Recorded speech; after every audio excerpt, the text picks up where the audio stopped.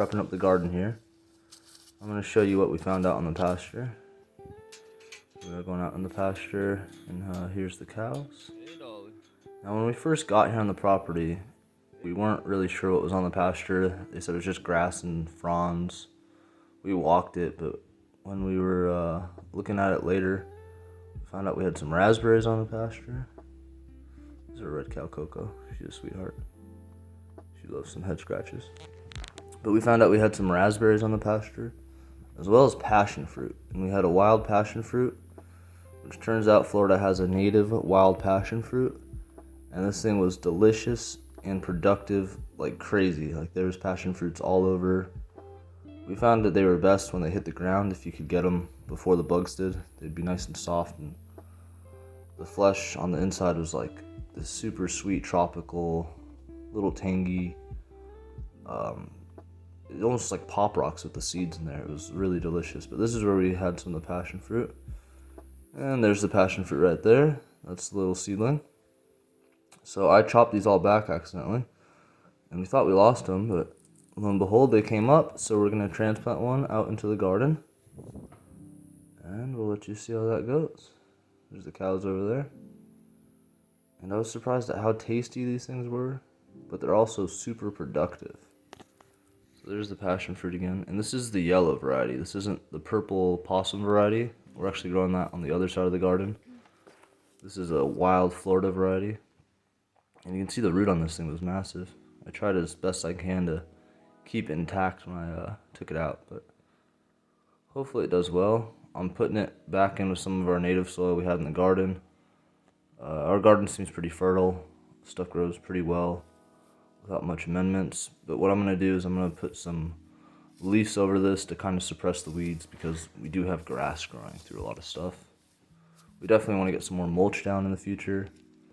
Our garden is lacking in the mulch department right now. But we just moved out here and we're getting everything set up. So here you go, putting down the oak leaves. And that's our wild Florida passion fruit we have started on our opposite side of the garden. We don't have any beds on this side, so we'll be able to grow up the fence and hopefully be very productive here in the next year or two. I think these things actually grow really fast, especially these Florida ones. I was talking to some of my neighbors, and they had these vines too. And they actually never tried the fruit, and I was surprised because these things are delicious. Like, every day we were finding 2 or 3 of them, and we were just ecstatic about having some fresh passion fruit to eat. I've tried the purple ones too. They're tasty, but I'd say this is just up there in the flavor side of things. And here's some pineapple tops we have. So I got about 4 of them. I'm going to plant these around the perimeter edge of the garden. I already have one started that's been in the ground for about 6 months now. It didn't look like it did too well after the freeze, but you can see here I'm using the Hori Hori. And these little tools are awesome. This Hori Hori is like, I recently started using this in the garden. I got this a few months ago, and it is a game changer. It's like serrated on one edge and just sharp on the other. And then it's really pointy, and it's got like a beveled edge. But it's also, it's got measurements in there for like how deep you want to put stuff. This tool is awesome. It's kind of became my go-to for everything garden tool. But here I'm ripping some of the leaves off the pineapple. I heard you want to do this before you plant them.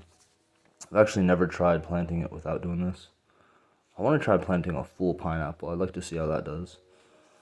If you had like an old rotten one, if you could just plant the whole thing in the ground, I think that would be an interesting thing to see.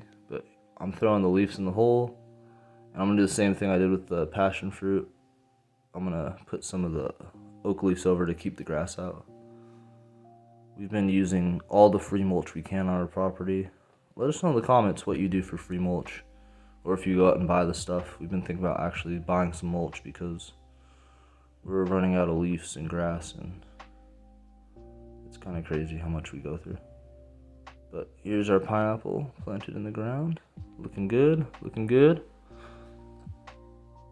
And I love pineapples. I could eat pineapple every day, so we're gonna plant these. We have a lot of these planted, and they grow pretty fast, and they start to spread and shoot up pups. And every time you harvest a fruit, you can cut the top off and have a new plant. So they're pretty fun. They take a while to make the fruit though. It's definitely not the fastest crop.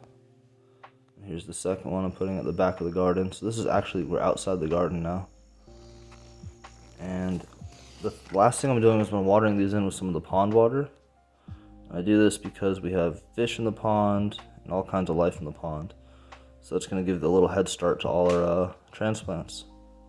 So that's it. Wild passion fruit and some pineapple. Thanks for watching. Cheers.